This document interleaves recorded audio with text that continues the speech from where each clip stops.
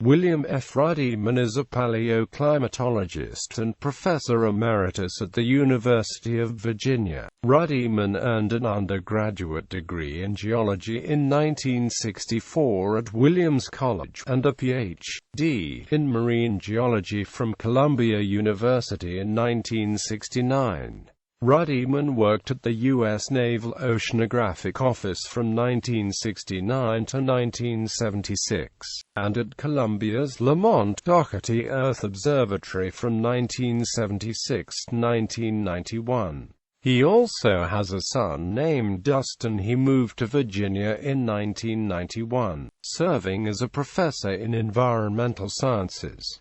Ruddiman's research interests center on climate change over several time scales. He is a fellow of both the Geological Society of America and the American Geophysical Union. Ruddiman has participated in 15 oceanographic cruises, and was co-chief of 2 deep-sea drilling cruises. Ruddiman is best known for his early Anthropocene hypothesis, the idea that human-induced changes in greenhouse gases did not begin in the 18th century with advent of coal-burning factories and power plants of the industrial era, but date back to 8,000 years ago, triggered by the intense farming activities of our early agrarian ancestors. It was at the time that atmospheric greenhouse gas concentrations stopped following the periodic pattern of rises and falls that had accurately characterized the past long-term behavior, a pattern which is well explained by natural variations in the Earth's orbit known as Milankovitch cycles. In his overdue glaciation hypothesis, Ruddiman claims that an incipient ice age would probably have begun several thousand years ago, but the arrival of the scheduled ice age was forestalled by the activities of early farmers.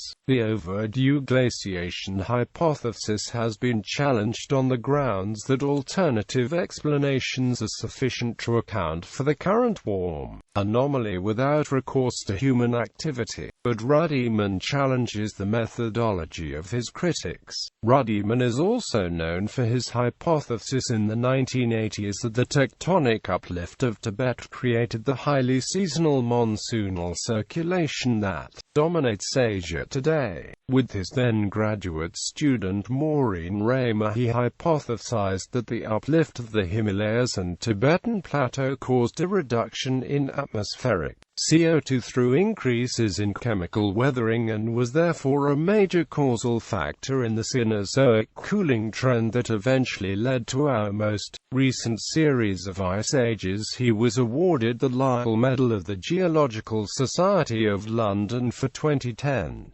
He has written several books: Plows, Plagues, and Petroleum, How Humans Took Control of Climate, a textbook on climate science, Earth's Climate, Past and Future, and most recently Earth Transformed, the subject of the 2014 American Geophysical Union's Tyndall Lecture. He has published over 125 scientific papers,